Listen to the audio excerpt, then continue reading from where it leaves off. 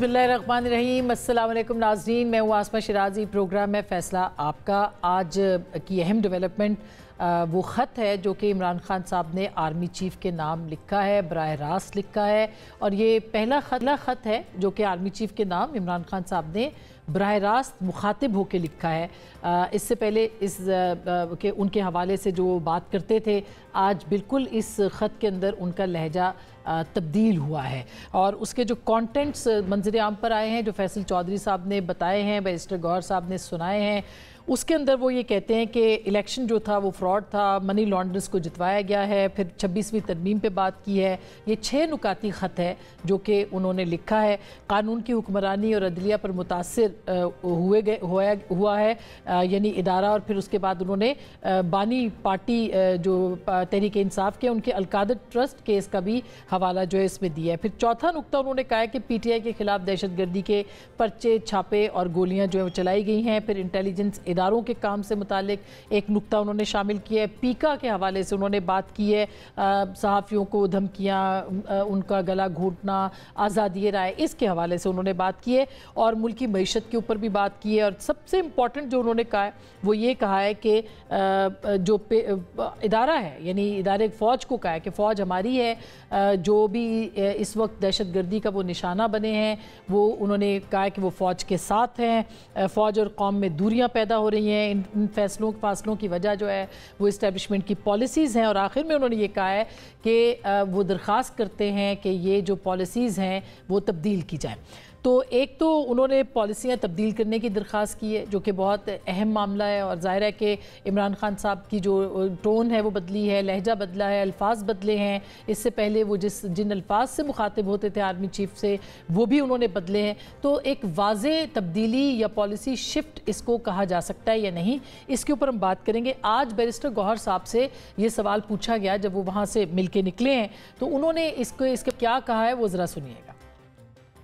Policy shift Pakistan Tehreek Insaf के नहीं है, लेकिन खान साहब ने जो लेटर लिखा है वो यही कह रहे हैं कि मैं चाहता हूँ कि फौज बहुत कुर्बान दे रही है और अवाम और फौज के दरमियान किसी सूरत खलीज नहीं होना चाहिए। जिस तरीके से इलेक्शन हो गए, जिस तरीके से 26वीं तरमीम पास हुआ, जिस तरीके से 26वीं तरमीम इम्प्लीमेंट हो रहा है, जिस तरीके से पीका एक्ट पास हो गया, जिस तरीके प्रिंट इलेक्ट्रॉनिक मीडिया के बाद सोशल मीडिया टारगेट हो रहा है, तो इसी सूरत हाल के पेश नज़र खान साहब ने लेटर लिखा है। खान साहब पहले भी कह चुके हैं, आज भी खान साहब ने कहा हम इंतशार नहीं चाहते, फौज हमारी है, मुल्क हमारा है। खान साहब का एक ओपन लेटर।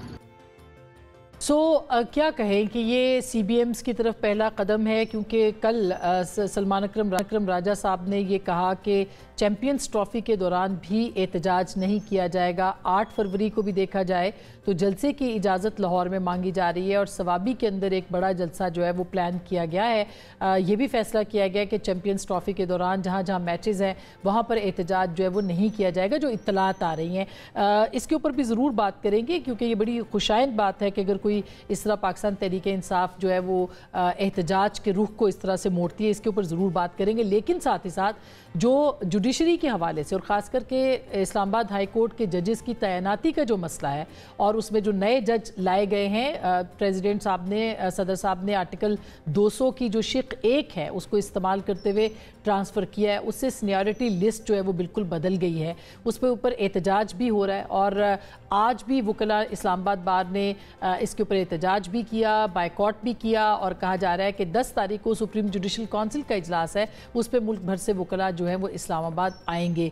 पैमरा जो इसके अलावा पीका एक्ट है उसके ऊपर ऑलरेडी सहाफ़ियों के भी तहफ़्फ़ुज़ात हैं, शदीद तहफ़्फ़ुज़ात हैं और एहतजाज है। तो क्या वकला और सहाफ़ी मिल के कोई तहरीक भी चला सकते हैं तहरीक इंसाफ के साथ? इसके ऊपर भी हम आज के इस प्रोग्राम में बात करेंगे। और साथ ही साथ चीफ जस्टिस साहब ने इस मामले के ऊपर एक वाज़ेह बयान जो है वो दिया है। उन्होंने कहा है कि ये आइन के आर्टिकल के ऐन मुताबिक है, उनसे मुशावरत और उनकी कॉन्सेंट इसके अंदर शामिल है और वक्त लगेगा लेकिन चीज़ें ठीक हो जाएंगी। क्या चीज़ें वाकई ठीक हो सकती हैं, इसके ऊपर भी आज के इस प्रोग्राम में बात करेंगे। बहुत कुछ है आज जिसके ऊपर हम बात करें, क्योंकि जुनैद अकबर साहब जो हैं अब उन्होंने लीड का खैबर पख्तूनख्वा में ان کے لیے کتنا بڑا چیلنج ہے؟ کیونکہ آپ نے دیکھا ہوگا ان کے بہت سارے جو پشاور ریجن کا ان کا اجلاس تھا اس میں بہت سارے قائدین بھی غائب رہے جو رپورٹ ہوا ہے. ہمارے ساتھ اس وقت موجود ہے جناب مصطفیٰ نواز کھوکھر صاحب, کسی تعارف کے محتاج نہیں ہیں, ان سے ہم بات کریں گے. آج بلکہ وکلاء کنونشن تھا تو وہیں سے ان کا بھی پوائنٹ آف ویو لیں گے. خرم دستگیر خان صاحب پاکستان مسلم لیگ نواز کے سینئر رہنما ہیں, ہمارے ساتھ موجود ہے گجرانوالہ سے. بہت شکریہ خرم صاحب, آفٹر لانگ ٹائم بہت شکریہ. اور جناب علی ظفر صاحب ہمارے ساتھ ہیں, سینیٹر بھی ہیں, پاکستان تحریک انصاف کے معروف قانون دان بھی ہیں اور رہنما بھی ہیں. بہت بہت شکریہ علی ظفر صاحب آپ کی تشریف آوری کا بھی. سب سے پہلے مصطفیٰ آپ کے پاس میں آنا چاہتی ہوں کہ پہلے کہاں سے شروع کریں, کیونکہ خط سے شروع کرتے ہیں کیونکہ خط بڑا دلچسپ ہے. آپ نے ابتدائیے کی بگننگ کی تھی. نہیں, خط دلچسپ بھی ہے اور اہم بھی ہے, اس کے مندرجات بھی آپ نے سنے ہیں. تو مندرجات جو سنے ہیں, ابھی میں نے خط خود تو نہیں پڑھا, جب وہ ریلیز کریں گے تحریک انصاف والے تو دیکھیں گے. لیکن ابھی سر دست جو مندرجات آپ نے سنائے ہیں اور جو بیرسٹر گوہر صاحب نے یا فیصل چودھری نے بیان کیے ہیں مختلف ٹی وی چینلز پر, اب مجھے تو یہ کنفیوژن ہے کہ کیا یہ یک طرفہ محبت کا اظہار ہے یا انہوں نے خط کے اندر فوج کو اپنے آئینی رول تک محدود رکھنے کی بات کی ہے. یہی دو صورتحال ہیں. اگر تو انہوں نے فوج کو اپنے آئینی حد تک محدود رہنے کی اس خط کے اندر اپیل کی ہے, دیگر کوئی سیاسی موضوعات پہ انہیں گھسیٹنے کی کوشش نہیں کی, تو پھر تو شاید ہم اس خط کو ایک پازیٹیو لائٹ میں میں کم از کم دیکھ سکتا ہوں. اور اگر ایسا نہیں ہے اور اس کے ساتھ اور بھی چیزوں کا ذکر کیا ہے تو پھر یہ یک طرفہ محبت کا اظہار ہے. اور ایسا اظہار کہ آپ ڈائریکٹلی انہیں لکھیں خط کے اندر اپنی گریوینسز بیان کریں اور ان گریوینسز کے اوپر ان کا موقف یا ان کی جو پوزیشن ہے اس کو بدلنے کی ان کو ایک رائے دیں, تو میرا خیال ہے یہ تحریک انصاف کی اپنی جو سیاست ہے جو پچھلے 3-4 سالوں میں کی تحریک انصاف نے, تو یہ اس سیاست کو ایک دوبارہ سے ریوائیو کرنے کی کوشش ہے کہ جناب ہمارے ساتھ راضی ہو جائیں. اور آج آپ جن کے ساتھ اہتمام کر کے جن کو آپ نے بیساکھیاں فراہم کر رکھی ہیں وہ بیساکھیاں ان سے واپس لے لیں اور ہمیں فراہم کر دیں. اس سیاست کا ملک کو نقصان ہوگا. میں تو یہ سمجھتا ہوں کہ 76 سالوں سے جو دائروں کا سفر ہے وہ ختم ہی صرف اسی صورت ہوگا کہ جب سیاستدان کلیئرٹی کے ساتھ اس بات پر آ جائیں گے کہ ہم نے حکومت میں آنے کے لیے یا حکومت کو ڈی سٹیبلائز کرنے کے لیے, گرانے کے لیے اسٹیبلشمنٹ کی مدد حاصل نہیں کرنی. یہی میثاق جمہوریت کا بھی اصل سپیرٹ تھا. اس کی شق نمبر 13 ہے غالباً جو اسپیسیفکلی یہی بات کرتی ہے. میں تو یہ سمجھتا تھا کہ عمران خان صاحب اتنی تکلیفوں سے گزرنے کے بعد, ان کی جماعت اتنی تکلیفوں سے گزرنے کے بعد وہ اسی نقطے پر آئے گی, لیکن ابھی فی الحال جو نظر آ رہا ہے وہ تو کچھ اور ہے. یعنی یہ پیغام جو ہے یہ دبے لفظوں میں یہ ہے کہ بس کر دیں, ہم آپ کے ساتھ ہیں, آگے بڑھیں اور اپنی پالیسیوں پہ نظر ثانی کریں, ان کو فارغ کریں اور ہم ہیں نا. لیکن وہ کیا کریں؟ محاذرائی اس حد تک بڑھ گئی ہے تو کہیں نہ تو کسی, اب دیکھیں نا, اب جیسے انہوں نے چیمپئنز ٹرافی کے اوپر بھی سلمان اکرم راجہ صاحب نے کہا کہ ہم نہیں کریں گے احتجاج, تو سی بی ایمز لیے جا رہے ہیں. دیکھیں احتجاج بھی دو قسم کے ہیں. اب انفارچونیٹلی جو تحریک انصاف جب بھی احتجاج کی بات کرتی ہے تو ذہن میں پہلے 9 مئی آتا ہے اور بعد میں دوسرے احتجاج کا خیال ذہن میں آتا ہے. تو یہ تحریک انصاف کے لیے ایک چیلنج ہے کہ وہ یہ جو ان کے اوپر 9 مئی کا دھبا لگا ہے, ایک وائلنٹ احتجاج ان کی طرف سے سامنے آیا تھا, کہ وہ کس طریقے سے اب اس کی نفی کرتے ہیں. بعد میں بھی جو احتجاج ہوئے, اسلام آباد میں جو احتجاج ہوا, اس میں خیر تحریک انصاف کے بارے میں تو ہم یہ نہیں کہہ سکتے, لیکن حکومت کا جو رسپانس تھا, جو گولی چلائی گئی, وہ قطعاً ایسے نہیں ہونا چاہیے تھا. لیکن اب جو صورتحال ہے اس میں ایک بڑے پولیٹیکل ریکنسلیشن کی بھی ضرورت ہے کہ ملک بحران سے باہر نکلے, سیاسی درجہ حرارت کم ہو, اور اس میں بلا شبہ اسٹیبلشمنٹ ایک فریق ہے. ابھی ہم لائک اٹ اور ناٹ کہ بہت زیادہ آئیڈیلزم میں چلے جائیں اور کہیں کہ جی کہ وہ فریق نہیں, وہ فریق ہے. ہم نے کس طرح حکمت عملی سے سیاستدانوں نے ان کے رول کو ختم کرنا ہے, جو سویلین سپیس ہم سیڈ کر چکے ہیں, कैसे वो वापस लेनी है, ये हमारे लिए एक चैलेंज होना चाहिए जिसके ऊपर तमाम जमातों को इकट्ठा होना चाहिए। हाँ। लेकिन अफसोस के साथ कहना पड़ता है कि किसी जमात में इस हवाले से क्लैरिटी नहीं है। आप पीका ऑर्डिनेंस उठाकर देखें, बिल्कुल उसके अंदर मजीद मुश्किलात क्रिएट कर दी गई मीडिया के लिए।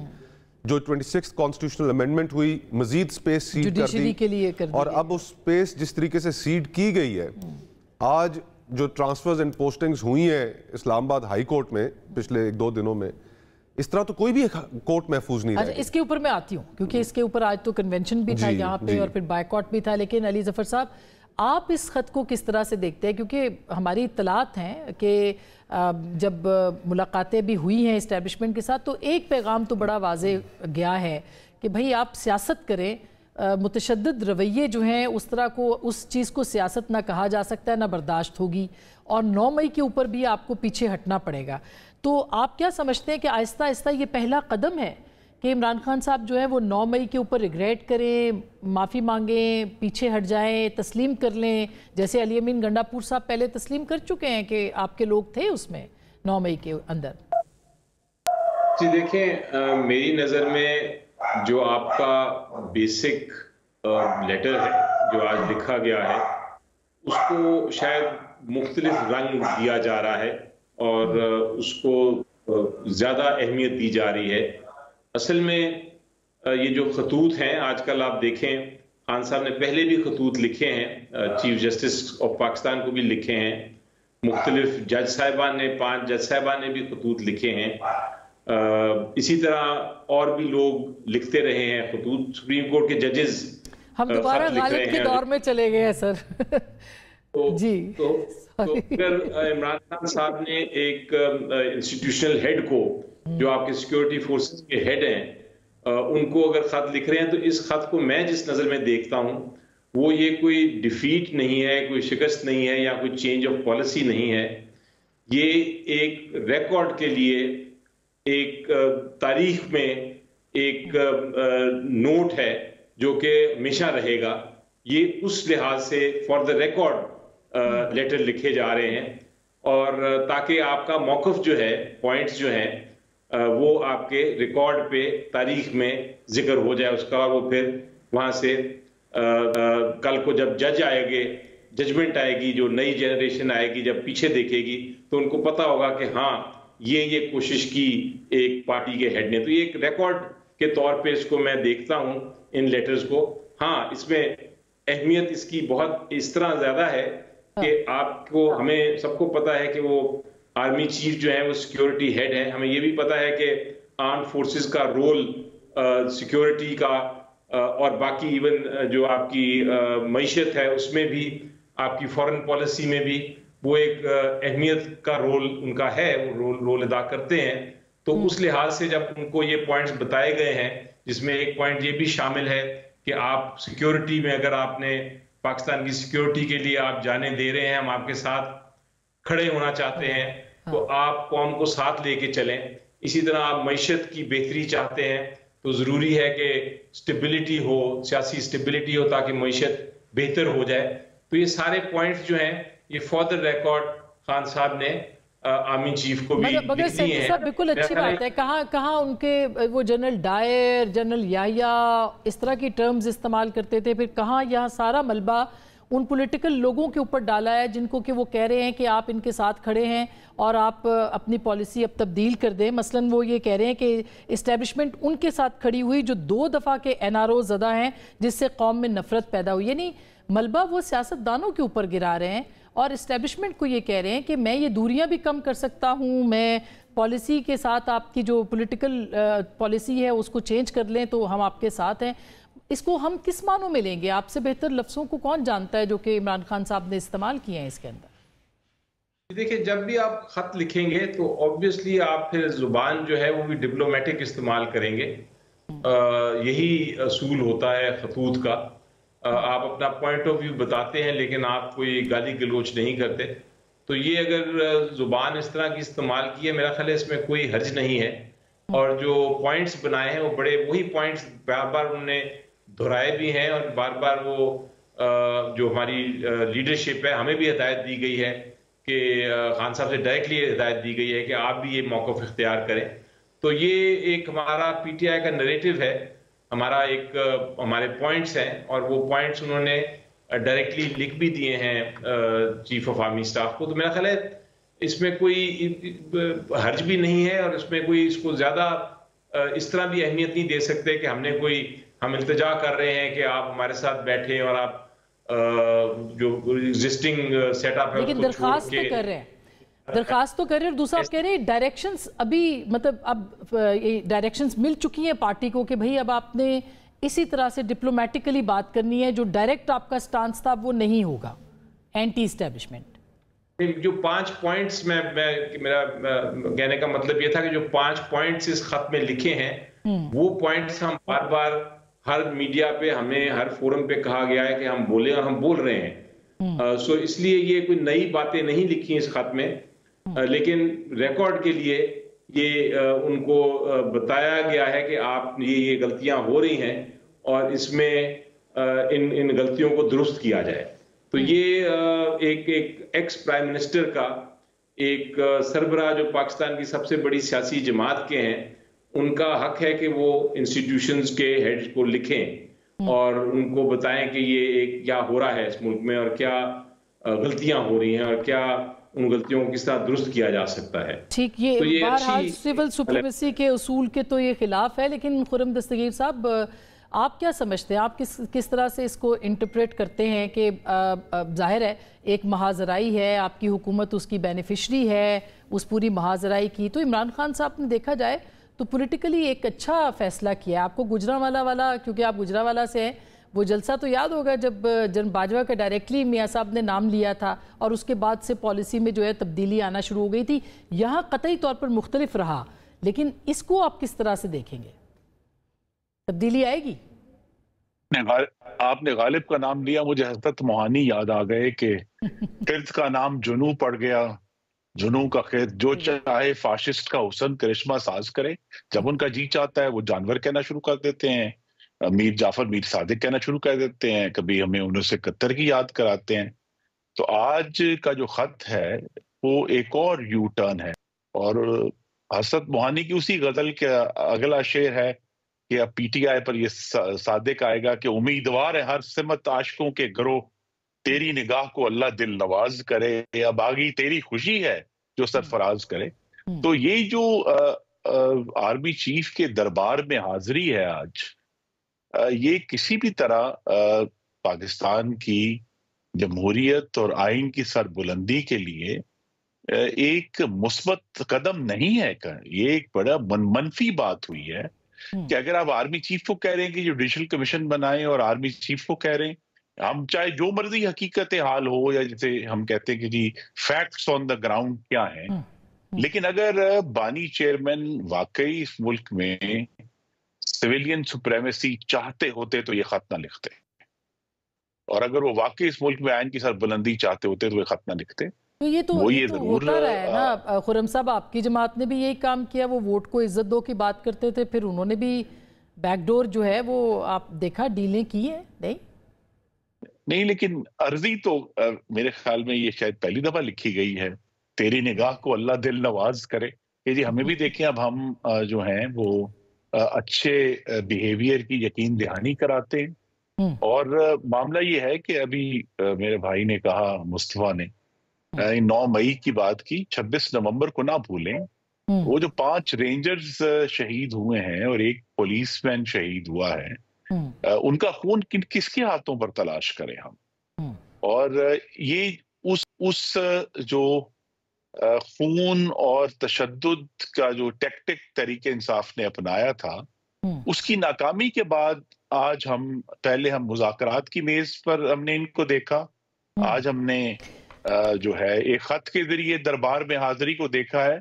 تو اصل ایشو یہ ہے، آج ابھی بھی ان کے پاس موقع ہے کہ بجائے ایسے خط لکھنے کے، خیبر پختونخوا میں رہنے والے میرے بھائیوں اور بہنوں کو گورننس کا اعلیٰ ترین معیار فراہم کریں، ان کو ہم سب کو دکھائیں کہ حکومت اور خدمت کیسی ہوتی ہے. خرم صاحب دیکھیں نا، بینیفیشری تو حکومت ہے نا اس وقت. اگر محاذرائی ہے یا لڑائی ہے تحریک انصاف کی اسٹیبلشمنٹ کے ساتھ، تو آپ اس میں بینیفیشری ہیں. آپ یہ چاہیں گے کہ یہ سب کچھ ہو، یا ظاہر ہے کہ حکومت تو نہیں چاہے گی، ورنہ مذاکرات کامیاب کرنا آپ کے ہاتھ میں بھی اتنا ہی تھا جتنا کسی اور کے ہاتھ میں تھا. جی تو ہم تو اس کو سنجیدگی سے آگے لے کر چل رہے تھے، لیکن پھر جوڈیشل کمیشن بنا دیتے سر، وہ آپ کے ہاتھ میں تو تھا بنانا. میری وہ آج چونکہ شاعرانہ گفتگو ہو رہی ہے جی میں بڑے ادب سے عرض کروں گا کہ ریاست کوئی کھلونا نہیں ہے جسے انوکھے لاڈلے کو دے دیا جائے کہ جی ہم نے انوکھے لاڈلے کو جو ہے تکلیف ہے تو اس کو چپ کرانے کے لیے جوڈیشل کمیشن بنا دیں. ہم تیار ہیں جوڈیشل کمیشن بنانے کے لیے. 9 مئی پہ تو نہیں بنے گا. 26 نومبر پر اگر یہ اب آپ غور کیجئے، اور میں آپ کے ناظرین کے سامنے بڑی سنجیدگی سے بات کرنا چاہتا ہوں کہ اب 4 مہینے ہونے کو آئے ہیں، ابھی تک یہ جماعت اپنے الزامات کو ٹھوس صورت میں کسی فورم پر نہیں لا سکی کہ 26 نومبر کو ان کے خیال میں کیا ہوا. ٹھیک، صرف الزامات کی ایک دھند ہے جو میڈیا پر پھیلائی گئی ہے.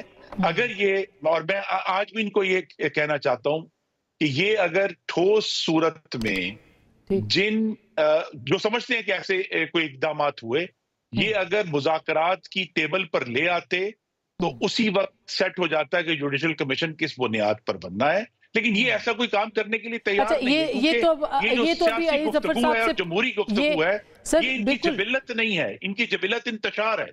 نہیں، مگر اب یہ تو علی ظفر صاحب سے بریک کے بعد پوچھیں گے، اور مصطفیٰ سے بھی، کہ یہ چیزیں اب ظاہر ہے کہ کمیشن اگر بن کے بہتری کی طرف چیزیں جاتی ہیں وہ ہوگا. حکومت یا آرمی چیف کی طرف سے کوئی جواب اس پہ آتا ہے، یا پھر یہ کہ اگلا قدم جو ہے وہ معافی ہو سکتا ہے عمران خان صاحب کی طرف سے، جس طرح سے علی امین گنڈاپور صاحب نے اپنے ایک انٹرویو میں کہا تھا. کیا اس کے بھی امکانات موجود ہیں؟ بریک کے بعد اس پہ بات کریں گے.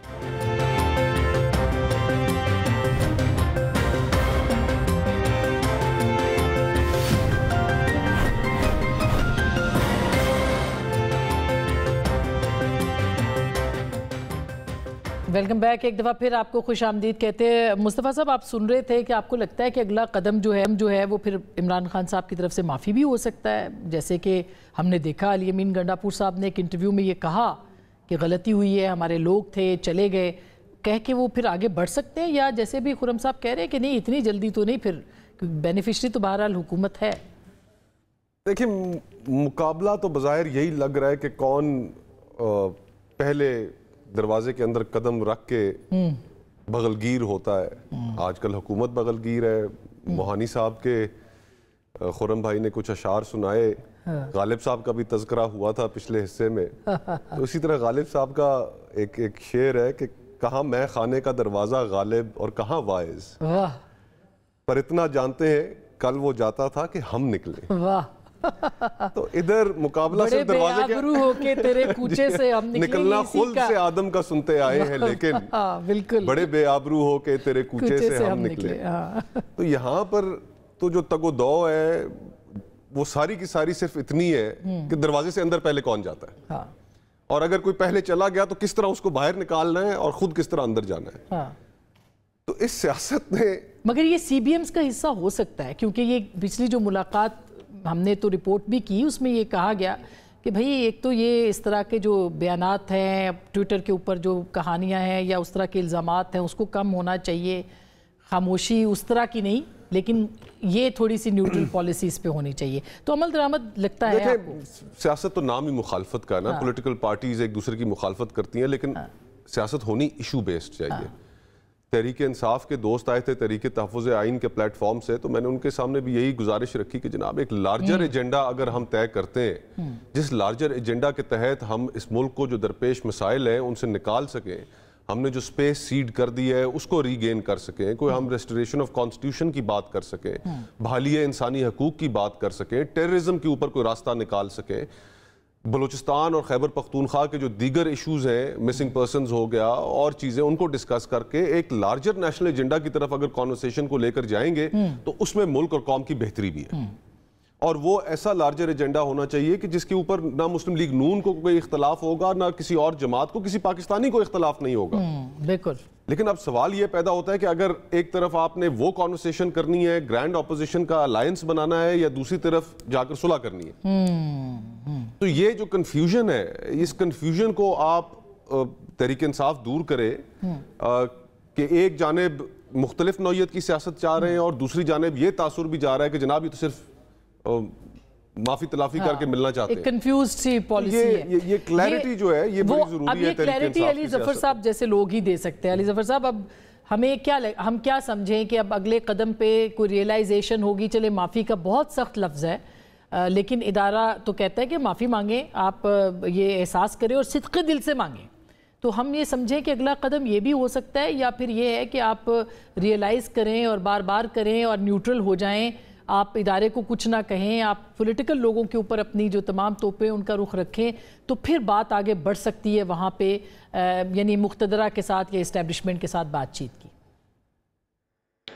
دیکھیے جی, جہاں تک پی ٹی آئی کی پالیسی ہے, ابھی جو کوکر صاحب نے بتایا, ہماری بھی وہی ایک ایجنڈا ہے, بڑا واضح طور پہ ایجنڈا ہمارا بتایا گیا ہے کہ آپ جتنی سیاسی جماعتیں ہیں, جتنی اپوزیشن میں ہیں, ان کے اپنے ٹھیک ہے نظریے ہو سکتے ہیں, لیکن آپ ان کو جوائنٹ جو کامن گراؤنڈز ہیں, اصولوں پہ جو ہے, وہاں ان کو ایک جگہ پہ بٹھائیں اور ایک ساتھ اپوزیشن کریں.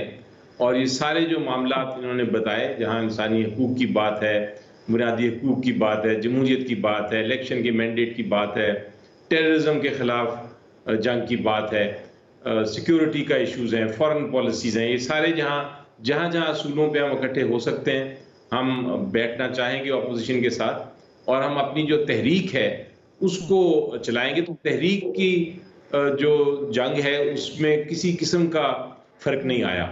ہاں, دیر سے ہم کوشش کر رہے ہیں کہ یہ جو مذاکراتوں کی حل ڈھونڈا جائے, یہ جو سیاسی ایک برہان ہے, کیونکہ ورنہ اکنامک جو ہماری اکنامک پالیسیز ہیں وہ چونکہ کہیں نہیں جا رہی, اس کا نقصان ہی ہوگا الٹیمیٹلی ہم سب کو. تو ان کو بہتر لیکن سر اس کے لیے میں بھی ایک شعر پڑھ دوں, کیونکہ سب نے پڑھا ہے کہ بیمار ہوئے جس کے سبب اسی اتار کے لڑکے سے دوا لیتے ہیں, تو وہ پھر وہی بات ہو جائے گی سر, نہیں؟ نہیں, میں کہہ رہا ہوں کہ وہ جو ہم نے کوشش کی, اور ہم ہر فورم پہ ہر ایک کے ساتھ ٹرائی کریں گے ضرور کہ کوئی حل ڈھونڈا جائے, لیکن کوئی معافی کا سوال پیدا نہیں ہوتا. کوئی معافی کا جو آپ نے لفظ استعمال کیا, یہ تو اگر ہونا ہوتا یا کوئی این آر او کی بات ہوتی تو بہت پہلے ہو چکی ہوتی, 540 دن نہ گزرتے, یا اتنی ہم جو جھیل رہے ہیں, اتنی ظلم جو ہمارے سامنے اوپر ہو رہا ہے, اس کو ہم نہ برداشت کرتے. ہم بہت پہلے این آر او کر چکے تھے. کوئی معافی, این آر او ڈیل, یہ تو بالکل آؤٹ آف کوشچن ہے. ہاں, حل اگر کوئی مثبت حل اس سارے معاملے کا نظر آتا ہے تو ہم ضرور اس کی کوشش کریں گے. ہم نے تو کوشش کی تھی حکومت کے ساتھ بھی کہ وہ کسی قسم کے مذاکرات ہو جائیں, لیکن جو حکومت نے ہماری پہلی 2 کنڈیشنز ہی نہیں مانی, جو بڑی مناسب کنڈیشنز تھیں, تو اس کے بعد ہم نے دیکھا کہ ان کے ساتھ تو بات کرنے کا فائدہ بھی نہیں ہے. تو ابھی 8 فروری کو پھر پہلا آپ کا امتحان ہے نا, 8 فروری کو 1 سال ہو جائے گا الیکشن کا, اور آپ ایک جلسہ ثوابی میں کریں گے. آپ چاہ رہے ہیں لاہور میں بھی جلسہ ہو جائے, تو پھر صرف جلسے کے اوپر اکتفا کیا جائے گا, احتجاج سڑکوں کے اوپر جگہ جگہ نہیں ہوگا؟ دیکھیں, وہ بھی ہو سکتا ہے, اسٹریٹجی میں تو ہے وہ. ابھی 8 فروری کو تو جو ہے وہ تو مین جلسہ ثوابی میں ہوگا, لیکن اس کے علاوہ جو آگے چل کے اسٹریٹجی تبدیل بھی ہو سکتی ہے, ایڈ بھی ہو سکتا ہے. تو دیکھیں, ابھی تو شروعات ہیں, کیونکہ ہم نے تھوڑی دیر کے لیے ٹیمپریچرز کو نیچے کرنے کے لیے مذاکرات شروع کیے تھے. حکومت انٹرسٹڈ نہیں ہے ان مذاکرات میں, تو ہمیں پھر اپنی دوسری اسٹریٹجی اپنانی پڑتی ہے. اور اسٹیبلشمنٹ کے ساتھ آپ کے مذاکرات جاری ہیں, مطلب پس پردہ جو مذاکرات ہیں وہ چل رہے ہیں, کیونکہ حکومت کا دروازہ آپ نے بند کر دیا, ادھر آپ کا دروازہ کھلا ہے؟ نہیں, دیکھیں, وہاں تو مذاکرات کسی قسم کے نہیں ہو رہے. جہاں تک مجھے, بلکہ میڈیا پہ بھی آ چکا ہے, وہ ملاقات ہوئی تھی بیرسٹر گوہر صاحب کی, وہاں ضرور گفتگو ہوئی ہوگی سیکیورٹی کے علاوہ بھی ایشوز پہ, لیکن اس کے بعد کوئی ایسے مذاکرات تو نہیں میری انفارمیشن کے مطابق جو پی ٹی آئی کسی بھی اسٹیبلشمنٹ کے ساتھ انگیج ہو.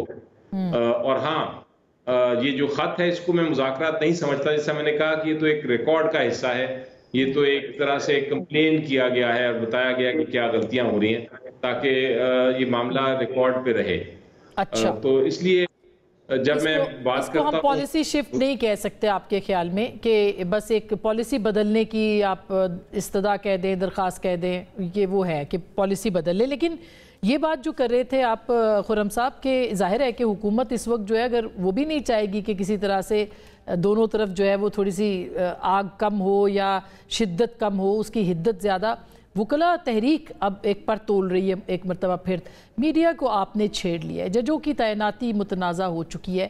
تو کیا آپ یہ سمجھتے ہیں کہ یہ پورا ایک سین تیار ہے کہ سارا جو ملبہ ہے وہ آپ کی حکومت پہ گرے؟ صدر مملکت آئین کے تحت اپنے جو اختیارات ان کو آئین نے دیے ہیں اس کو استعمال کرتے ہیں. تو اگر کچھ لوگ اس کو ڈسپیوٹ کرنا چاہتے ہیں تو وہ ضرور کریں, لیکن آئین کے تحت صدر کا اختیار تھا ان کو ٹرانسفر کرنے کا اور انہوں نے ٹرانسفر کیا ہے. اور یہ جو انتظامیہ کے اختیارات ہیں یہ آئین کا ایک اہم حصہ ہیں اور رہیں گے.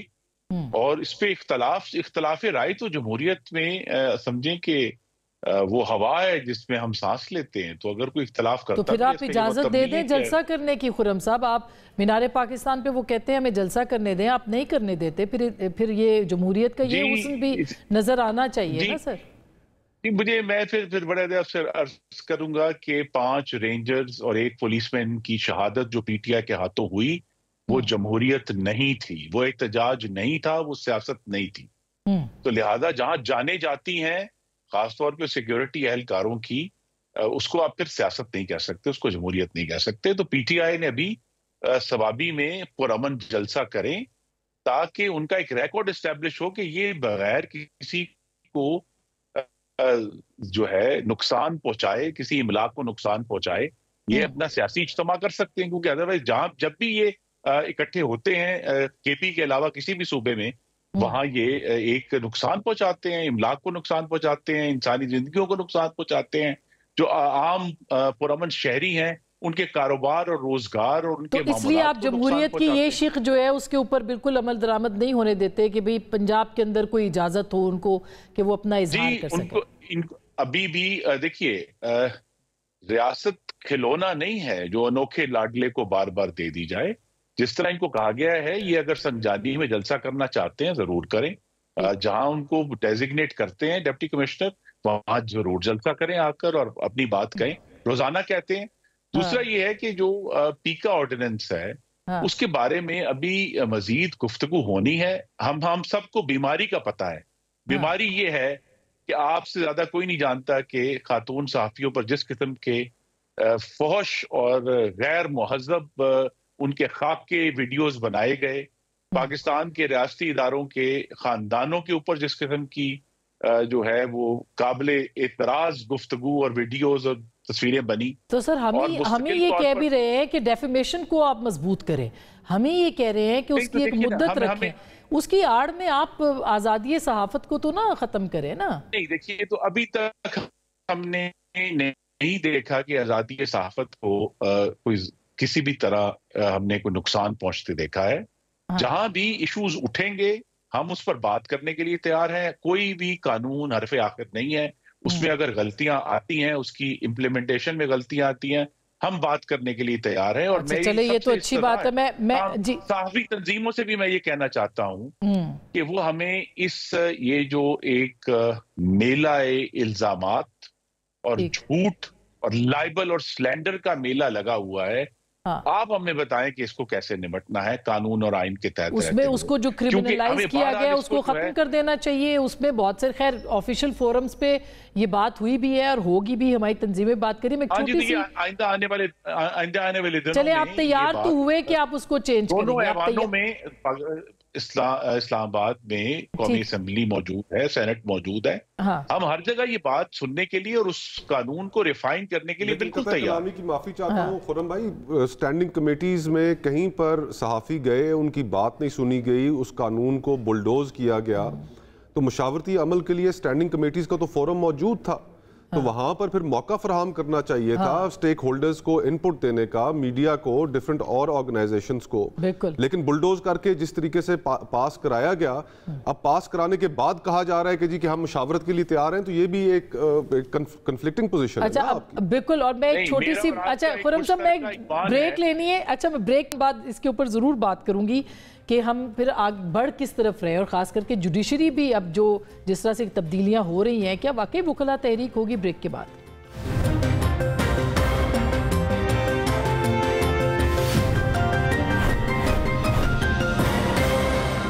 Welcome back. एक दफ़ा फिर आपको खुश आमदीद कहते हैं। मुख्तसरन मुस्तफ़ा साहब, आपको लगता है कि कोई वकला तहरीक इस जुडिशरी के मामलात के ऊपर चल सकेगी?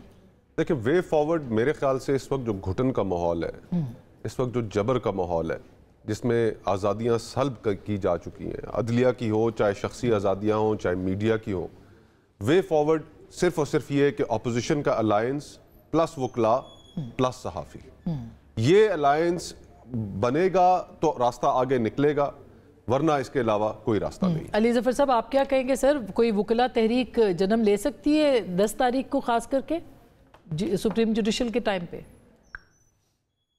बिल्कुल ले सकती है। आप ये देखें कि जो पीका कानून की आप बात कर रही थी, ये कानून पास कर दिया और अब सारे कह रहे हैं कि हम बात करना चाहते हैं। बिल्कुल इस तरह जिस तरह आप किसी को पहले मारें और फिर पूछें कि जी मसला क्या है। इसी तरह ये आर्टिकल 200 है हमारा, 200 है, एक आर्टिकल शिक है हमारी आइन की, वो ये जरूर कहती है कि आप ट्रांसफर कर सकते हैं एक जज को दूसरे अदालत में, लेकिन उसकी एक स्पिरिट है, उसके पीछे ये स्पिरिट नहीं है कि आप किसी को चीफ जस्टिस बनाने के लिए या किसी को आप सीनियरिटी देने के लिए आप ट्रांसफर करें।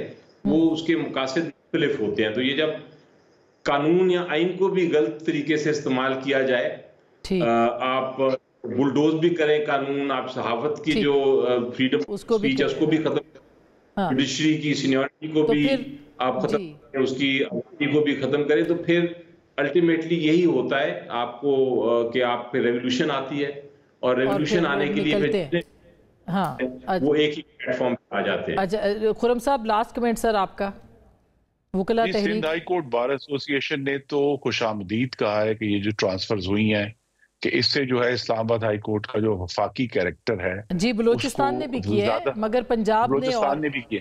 हाँ, तो देखिए ना जी, फिर यही बात है कि जहां हर चीज के अगर दो पहलू हैं, अगर मुस्तकिल तौर पे। सर टाइम खत्म हो गया, बहुत शुक्रिया, बहुत शुक्रिया सर। जब बात आइन की ही है और आइन का हक अपनी जगह पे मौजूद है, आइन के इस्तेमाल के अंदर जो है वो इंटेंशंस भी बहुत मैटर करती हैं। ज़रूर होना चाहिए शिकों का, लेकिन जमहूरियत को मुस्तकिल करने के लिए और उसको मुस्तहकम करने के लिए गुफ्तगू आपने सुनी, फैसला आपका।